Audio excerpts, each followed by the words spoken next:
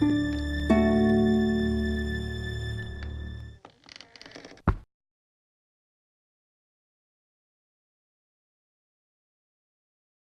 my name is Chachi Cavallo. I'm a Cape Verdean American born here in the United States, and I wear many hats. This happens to be the one I'm wearing today, but I'm a father, I'm a football coach, I'm a basketball coach, I am an educator, a youth advocate, I'm a dreamer, and I am a rapper and a poet. I started like freestyling when I was really young. I was like 11 years old when I first started like trying out the art, you know, just playing around with it. And then I started writing songs when I was 14. I recorded my first song when I was 19, 20 years old.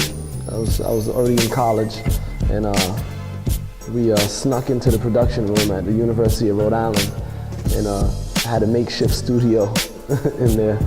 And that was my first recording experience. But I love it, man. I've done like so many jobs, you know. When I was younger, I worked in like at Foot Action, selling sneakers, and I've worked in group homes and in schools all over the state.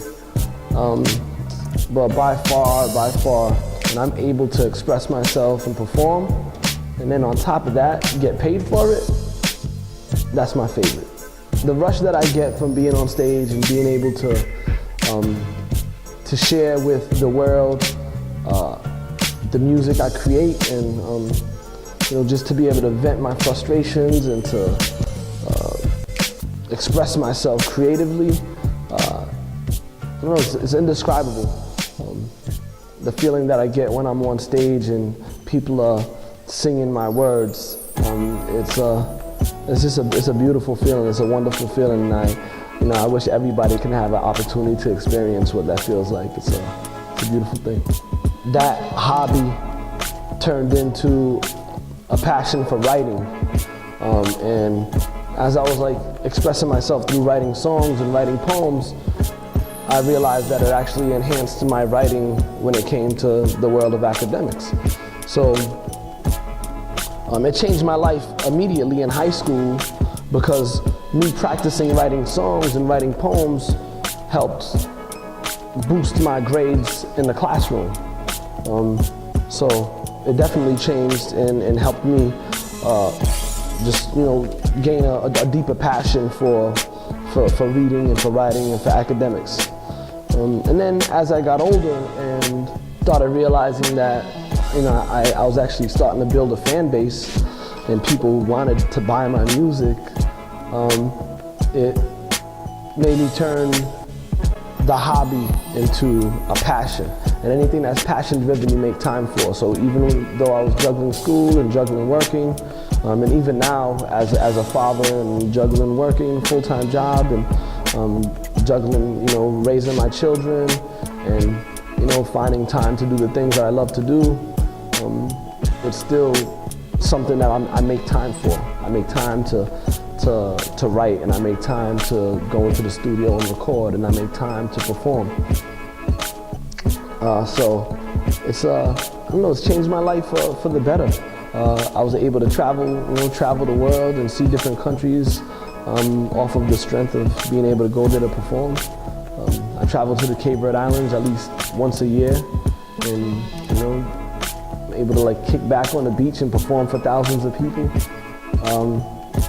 You know, I have fans in small pockets all over the world, a strong internet following, and then just a strong support group of people that support my music and the things I do here at home. So there are times when inspiration strikes and I'm able to just write just the words without having a beat to format it to.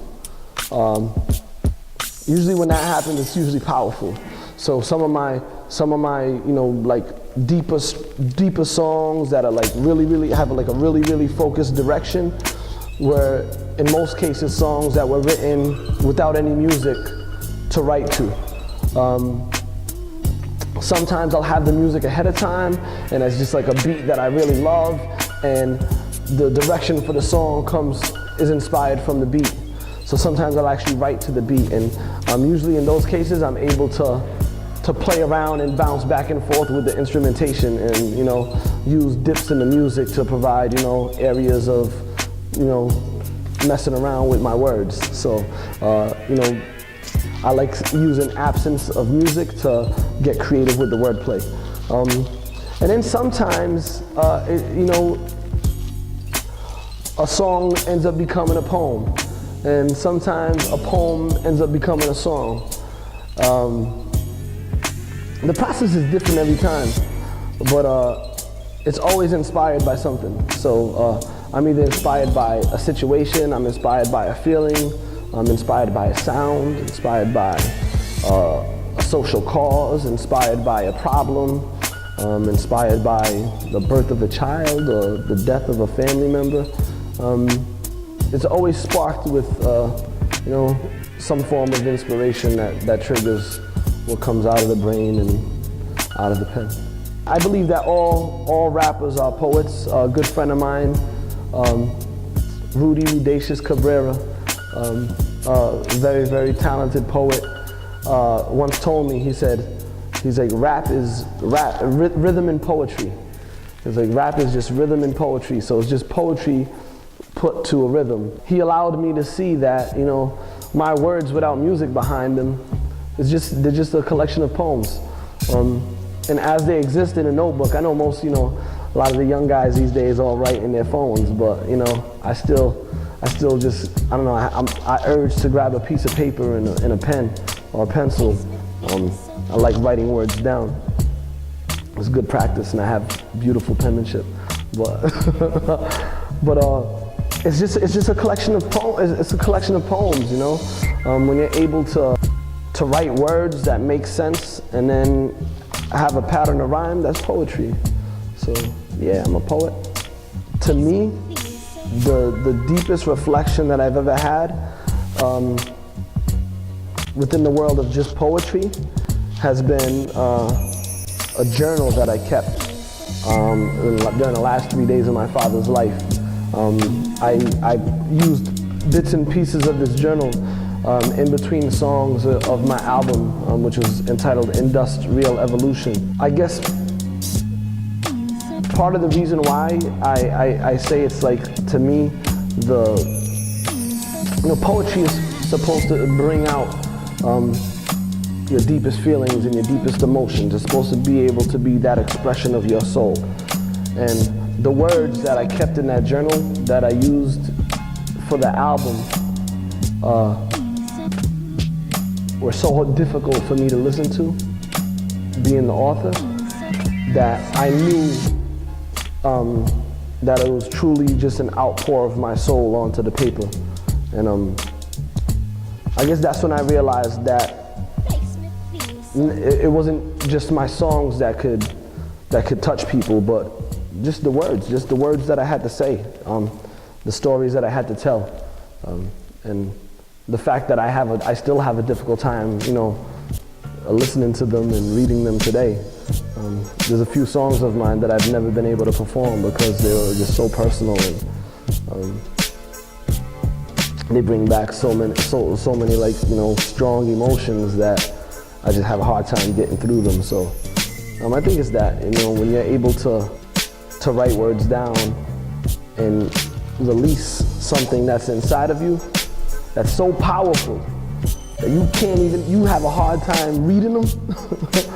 I guess that's when that was like the closest connection I had to. I was like, man, this is powerful stuff. Yeah, I love it, man. It's changed my life for the better. It is what I do, and it is who I am.